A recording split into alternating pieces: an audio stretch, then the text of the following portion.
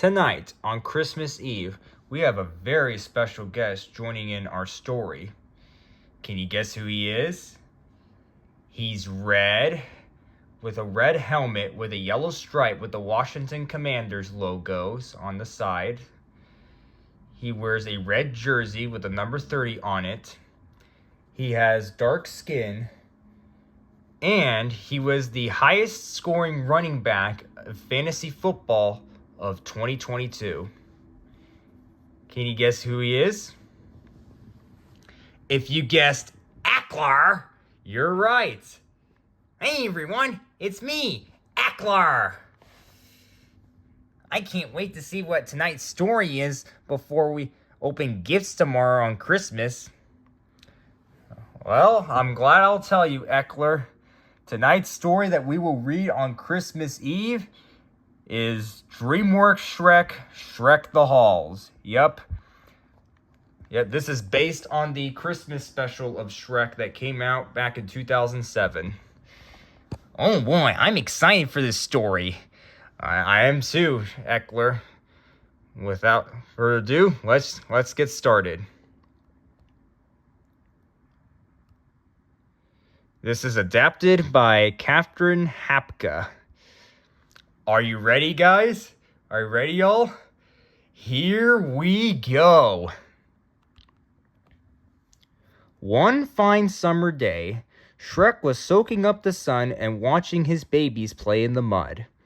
Everything was perfect until Donkey showed up. Only 159 days left till Christmas, Donkey sang out, so you better be good. Shrek glared at him. You'd better be scarce, he said. I don't care about Christmas. 157 days later, Donkey was still pestering Shrek about Christmas. He was horrified to learn that Shrek wasn't prepared. You mean you haven't trimmed your stockings, hung your chestnuts, or roasted the tree? Get it through your thick head, Shrek said. No one here gives a hoot about... Just then, Fiona wandered by, holding the babies. Your first snow, she cooed happily, and just in time for Christmas. Shrek was surprised to see her so excited.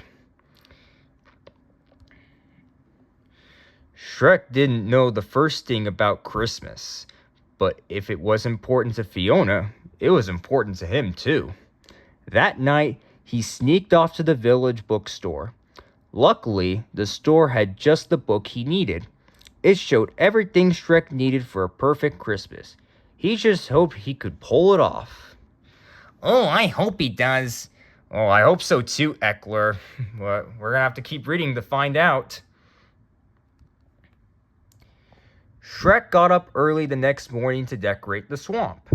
He didn't have most of the stuff shown in his book, so he had to get creative. It's beautiful, Fiona said when she saw Shrek's decorations. It's horrible. Donkey had just arrived on the scene. Don't worry, princess, he told Fiona. Shrek's going to want my help. Actually, Fiona said, Shrek really wants a nice family Christmas.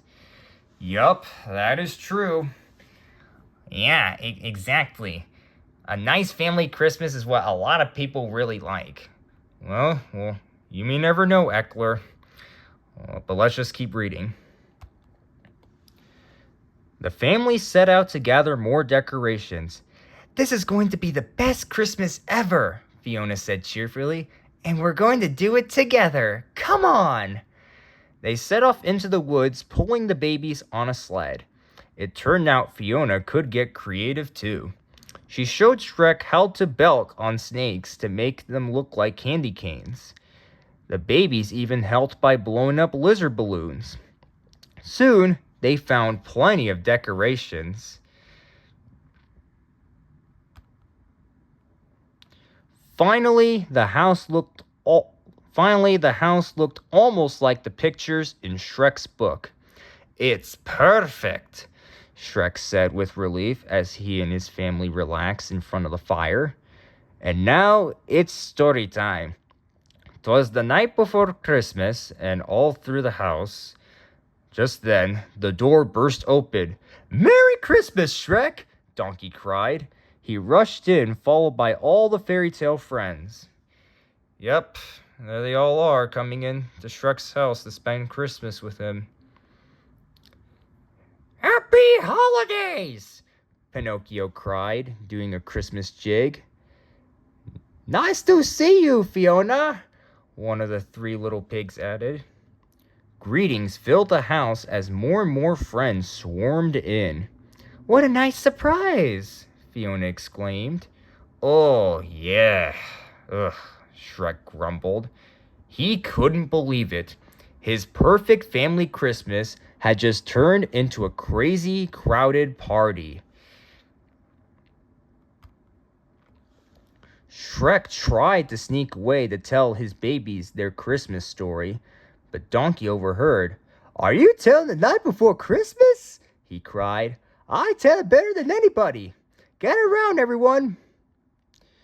He recited a wild version about a big Christmas parade and a filthy foot Santa made of waffles. Yep, because there's the iconic phrase Donkey says, "I'm making waffles." Oh yeah, I like that scene where he said that. Me too, Eckler. Well, let's just keep going. Then, Gingy interrupted, looking upset. "Where I came from, Christmas is a nightmare!" he cried. He told a scary story about a giant, hungry Santa. Oh, Gingy. Finally, Shrek has had enough. This was not how he'd planned his perfect family Christmas. "Out!" he yelled. "I want everyone out of my house right now!" Donkey was thrown out of the window and landed with a splat. The rest of the fairy tale friends hurried out behind him. "Nice way to treat your guests on Christmas, Ebenezer Shrek," Donkey huffed. "If you think I'm going to give you a present now, you're sadly mistaken." "Oh no, that's not good." "Yeah, not good at all, Eckler." "Come on, Shrek. That's not how you're supposed to treat your friends on Christmas." I hope this gets solved soon. Well, we'll have to see what happens next, Eckler. Finally, Shrek was happy, but Fiona wasn't. She rushed out of the door to apologize to their friends. "But I wanted a perfect family Christmas," Shrek said. "That was our family," Fiona exclaimed as she stomped off with the babies. Shrek thought about it and realized she was right. Yep, she is Shrek. She really, really, really, really is. Besides, maybe perfect was overrated. Yep, that is true. He caught up with Fiona and their friends, and they all apologized. "It would mean a lot to me if you all'd come back," he said. "What do you say?" Soon, the Christmas party was back in full swing. This time, Shrek even got to tell his own version of the night before Christmas, and it was perfect. Oh, I can't wait to hear what it's like. Oh, me too, me too, Eckler. Me too. Well, let's hear what Shrek's version of the night before Christmas is like. Night before Christmas, Shrek style. "'Twas the night before Christmas, and not the swamp rat did creep, as mother and babe played kazoo in their sleep. Now the night of the house would make any ogre dreep. For 'twas sickenly, sick as unicorn poop." Oh, Shrek. "Yet who was arriving to help this lost cause? The foul, the vile, and handsome Ogre Claus." He looked all around and scratched at his beard and said, "This place is worse than I feared." So he revved up his belly and served up his face and let loose a belch. That transformed the place. With a gleam in his eye, his work here was done. And then to the babies he gave one by one a festering bottle of stinky swamp juice, and for Mommy a kiss and a good Christmas goose. Then digging a finger inside of his nose and giving a nod off the chimney he rose. And I heard him exclaim as he drove out of sight, "Smelly Christmas to all, and to all a gross night." The end.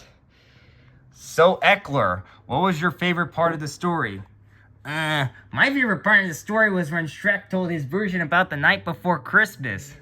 Oh, that was my favorite part too, Eckler. That was also my favorite part.